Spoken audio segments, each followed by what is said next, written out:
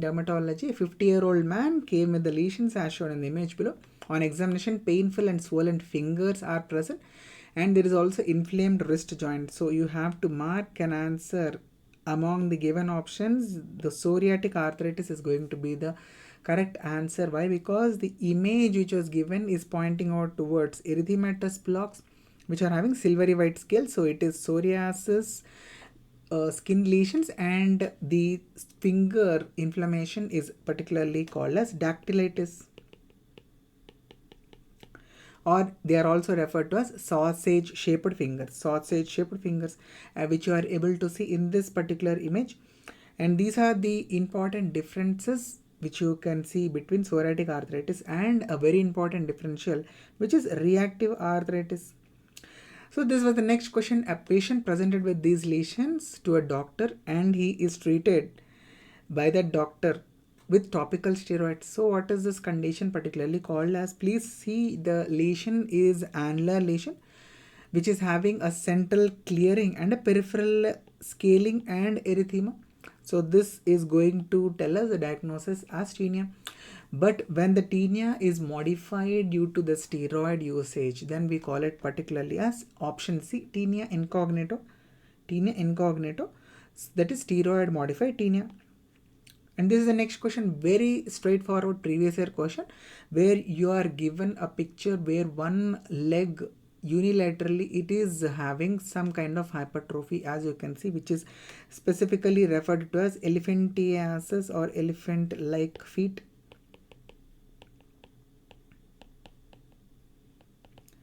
And this is classically seen in lymphatic filariasis, which is due to the involvement of the lymphatic system. And this is the next question, where you are able to see in the anogenital area there are some verrucous rough surface lesions, which are called as genital warts, but in the options genital warts was not there. So you can remember that condyloma acuminata is the other name for genital warts.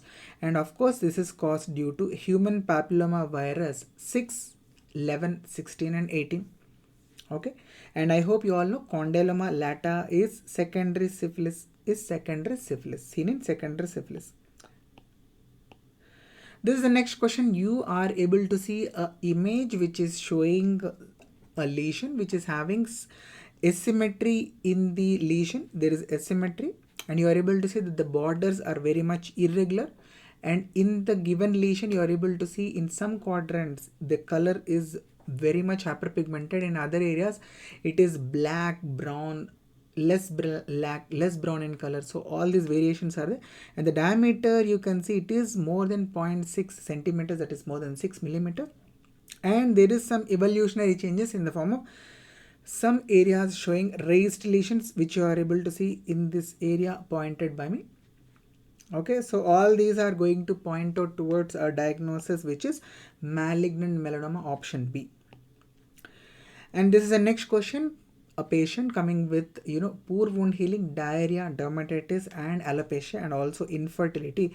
What do you think is the cause for this features, clinical features? Please remember, it is zinc deficiency. In particular, if this zinc deficiency is seen in children, we call it as acrodermatitis enteropathica. So where A stands for alopecia, D stands for dermatitis, and E here is enteropathica, that is diarrhea.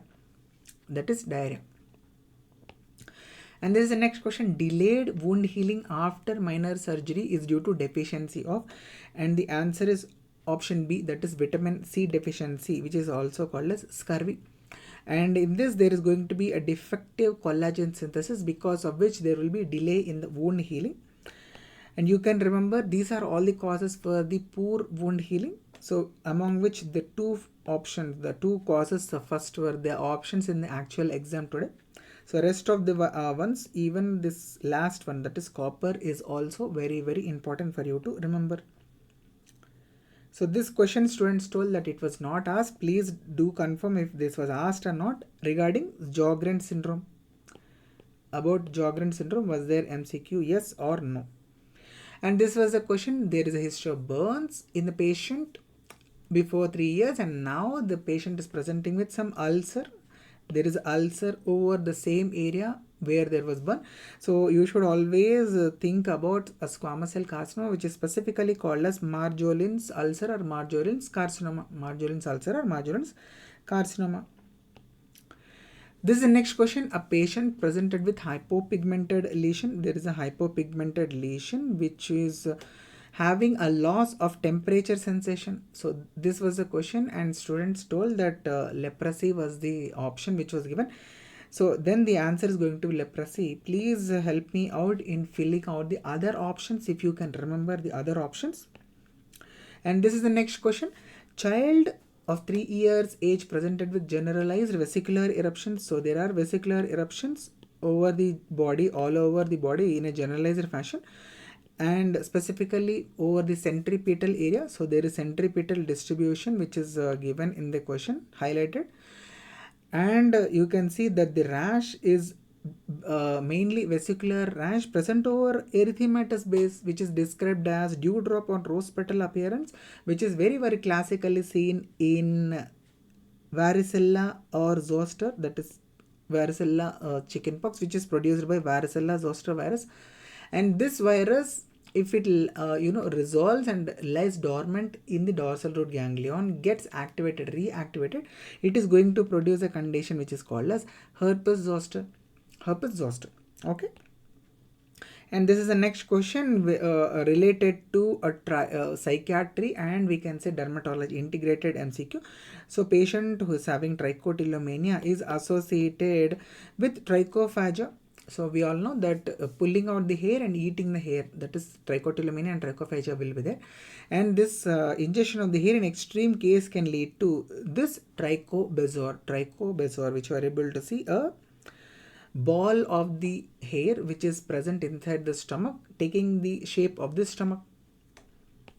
And this was the question which students told came in the today's examination.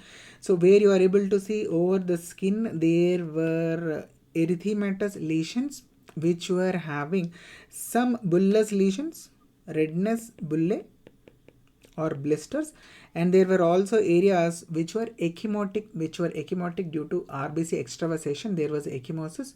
Okay, and you can see in the clinical features, these patients are going to have extreme pain along with these clinical features. Along with the pain, they are going to have extreme pain with redness and bullae, and this can be due to aerobes and anaerobes.